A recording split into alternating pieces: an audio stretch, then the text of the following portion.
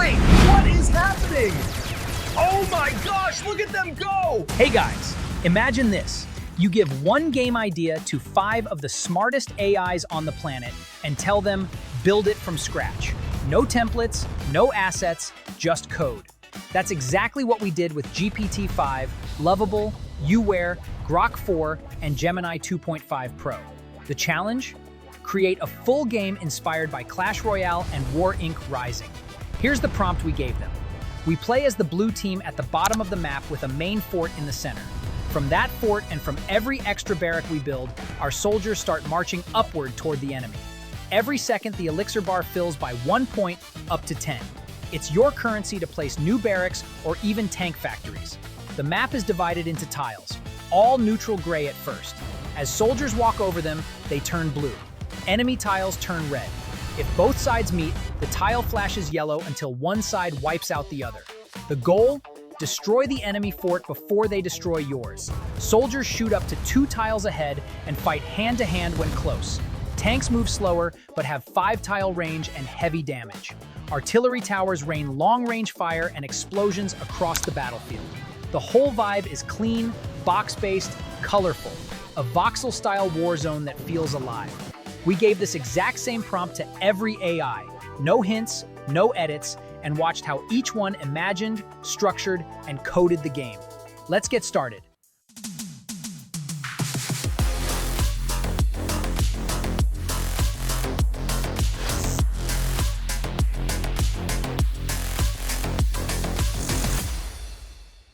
We start our vibe coding battle with Grok 4. I gave it the image of the idea and the prompt, and it returned Python code. I couldn't be bothered with it, so I asked it to convert it into an HTML file so we could quickly run and see it directly in the browser. And as I expected, unfortunately Grok 4 is a complete disaster. Nothing makes sense, nothing works, and the game looks ugly, like it's made in Microsoft Paint. I couldn't be bothered more with Grok, so I switched straight to more professional vibe coding tools. Next up is Lovable, a next-level platform for vibe coding that has a full preview mode, so I don't need to install Python or copy files every time I want to run a preview or fix bugs. The game looks great and is fully playable. It also has a clean, well-designed interface on the side with building buttons and the elixir bar. Now the cons. Unfortunately, Lovable forgot about coloring the territories, which is the main idea of the game. The gameplay is also very boring and straightforward. The red team goes straight to our fort with no strategy, and we can't stop them. If you see my tests in Gemini, you'll know what I mean. I quickly ran out of credits and didn't feel like paying for this while better tools are free. Next is Youware, the vibe coding platform running on Claude Sonnet 4.5, the new model. As you can see, this one looks much better and more fun visually. Everything seems to work fine, but I don't like the interface. My buttons are placed in the enemy area of the screen, and it feels clunky and poorly planned. I also don't see any explosions, and everyone moves in straight lines, which is boring. An okay result, but I quickly ran out of credits again and couldn't test or improve it further. Now Gemini 2.5 Pro. I think this one gave the best results so far. It's visually the most clear and appealing, with clear indicators showing what we're building.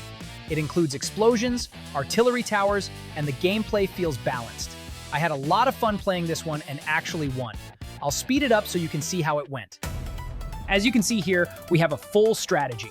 I'm trying to dominate the right flank with artillery cannons, while the left flank surrounds the enemy and pushes forward with infantry and tanks. The battles happen locally, one-on-one, which is exciting and not just focused on the fort like in other generations. Explosions work fine, the interface makes sense, and the whole thing already looks great. Like a mobile minigame, a tug-of-war kind of fun. I really enjoyed it.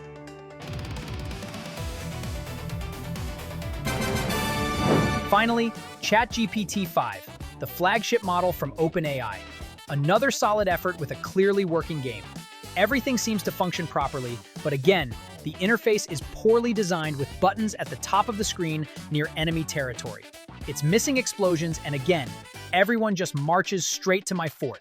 There are no one-on-one battles or dynamic interactions like in Gemini, which makes the gameplay too boring, and I quickly lost the game.